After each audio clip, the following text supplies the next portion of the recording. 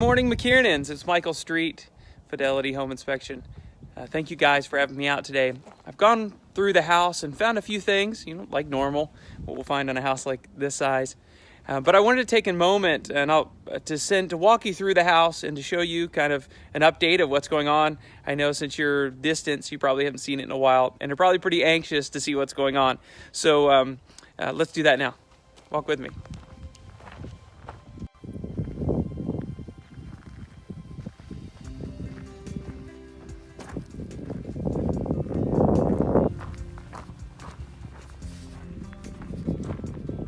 As I'm walking around the exterior,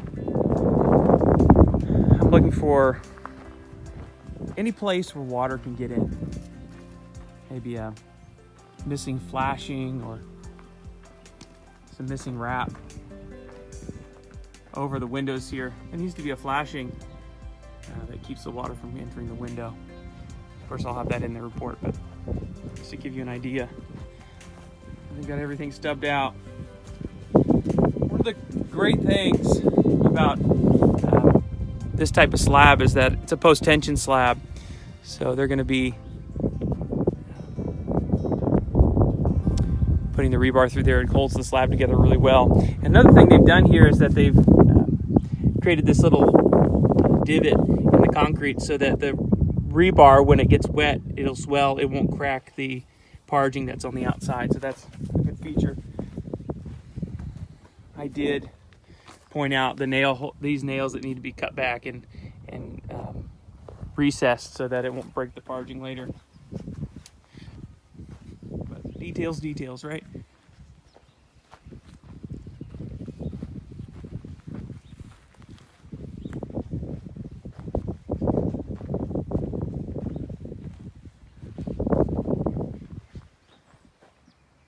One of the areas that I would like to point out is the connection here between the soffit and the roof over here.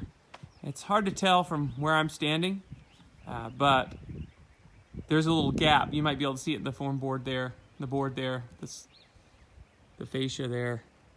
Oops, right there. But that little gap allows rodents in, so we just want to have that flashed, so you won't end up with rodents in your attic. And believe me, if there's any openings there, they'll get in there. It's like a neon sign inviting them in.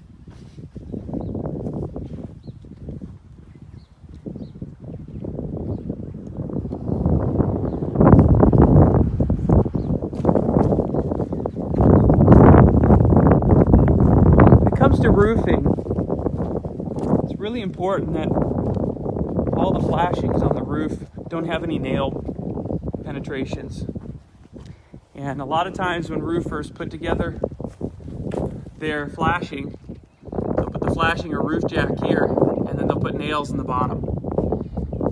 Recently I had my roof done on my house, and it was because this decking was damaged around here below this pipe jack. This pipe allows the air from the top so that the plumbing can drain.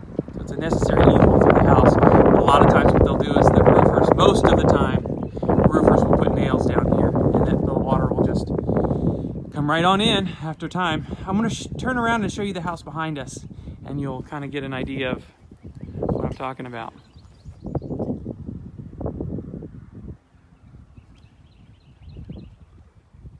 This roof jack over here, if you can see it, has nails showing. And eventually, up here, this one is easy to see. And eventually those nails will telescope water into the house. So just be aware of that. Something that can save you big time later. It's a little thing they can do. They just want to make sure that they glue the bottom instead of nailing it, so there are no exposed nails on the roof. That's kind of a big one. As a preventative sort of deal. So.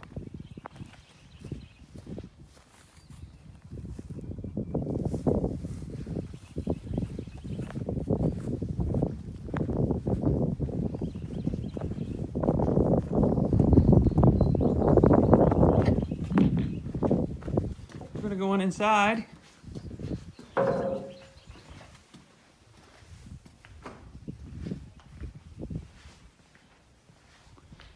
kind of see the process. Start with basically the roofing and decking all the way around. Walking around and determining whether the roofing structure has been done right. And then we come down into the rooms and the ceiling structure, wall structure. And then electrical, plumbing, fixtures, et cetera, et cetera. That's kind of how we work our way around the house. So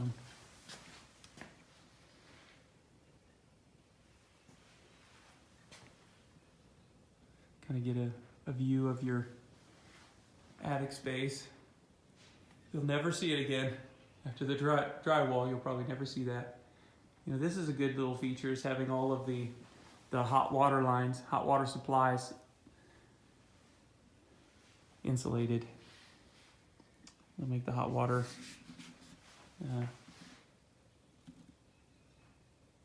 come through a lot faster. So, they've got the plumbing in, they've got the electrical all stubbed out.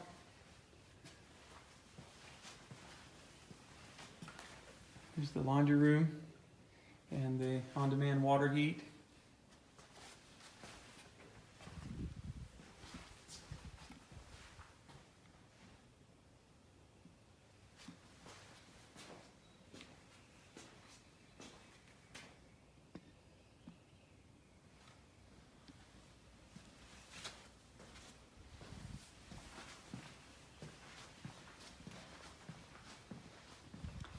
Nice big room. Beautiful view.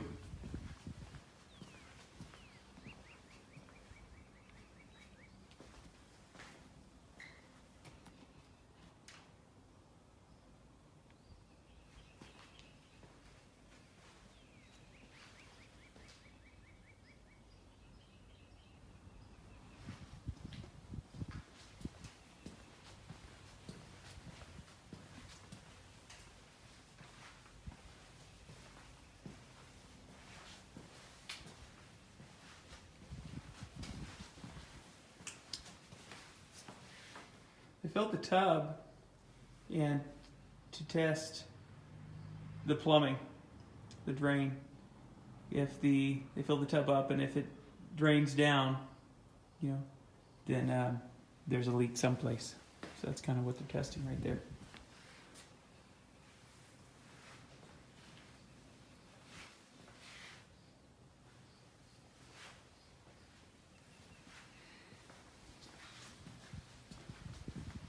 It can be hard sometimes to picture what this will be like with no walls on it, but it's always good to get in here and look at all the wiring and plumbing and all the fixtures before the drywall goes in. Look at the ducting,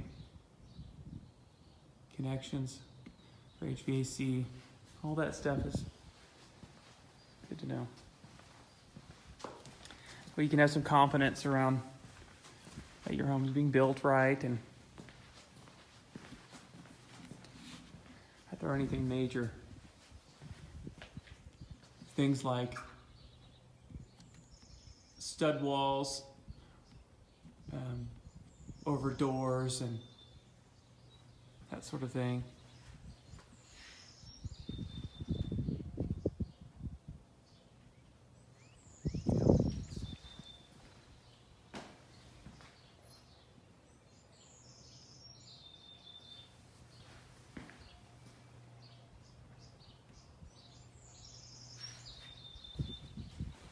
Nice big garage. All right.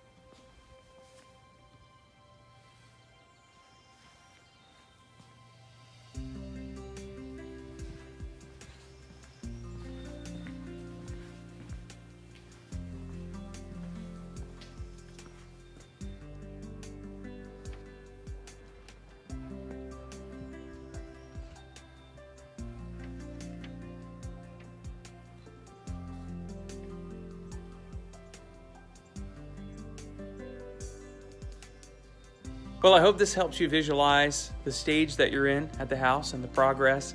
The issues that I found with pictures and captions, I'll be finishing that report and sending it shortly. If you have any questions, please call me and we'll review what I found. Talk to you soon. Thanks a lot.